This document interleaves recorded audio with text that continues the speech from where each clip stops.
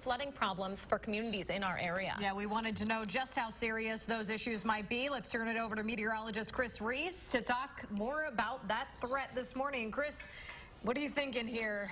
Well, the outlook is out, and oddly enough, there are a lot of spots that are going to be dealing with major flooding at some point as we go through the spring that is before us or coming up. So all of these dots that you see right now are all different river flood gauges, and they are color-coded based on where they are expected to crest at some point throughout spring. And there's a lot of purple. Each purple dot is a river flood gauge that is expected to crest somewhere in major flood stage as we go throughout the winter. So let's zoom in on the part of Wisconsin that we live in. Around the Madison area, none of those flood gauges are actually expected to reach the major flood stages. But around the Dells, we could see some major flood stage showing up as we go throughout the spring. And then especially along that Mississippi River Valley, those are the areas that are going to be at greatest risk for major flooding as we go through spring. And really, that's the entire upper Midwest. Look at all the dots that you see in the red and purple. That is moderate to major flooding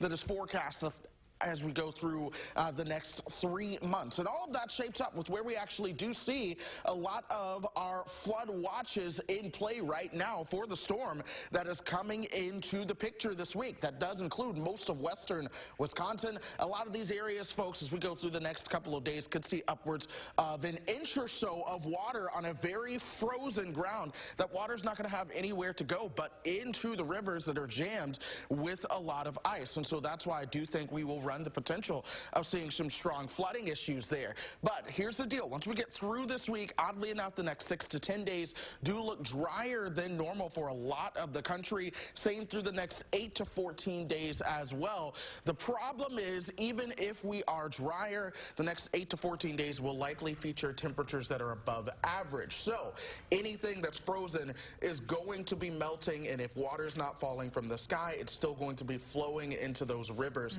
So we are going to be dealing with high water on a lot of the rivers for the next several weeks or a couple of months. Yeah, here we go again, it seems like. Just be ready for it. We went from flooding to snow and back. All right. Thank you, Chris. So first responders across Dane County are getting a cool new resource to help them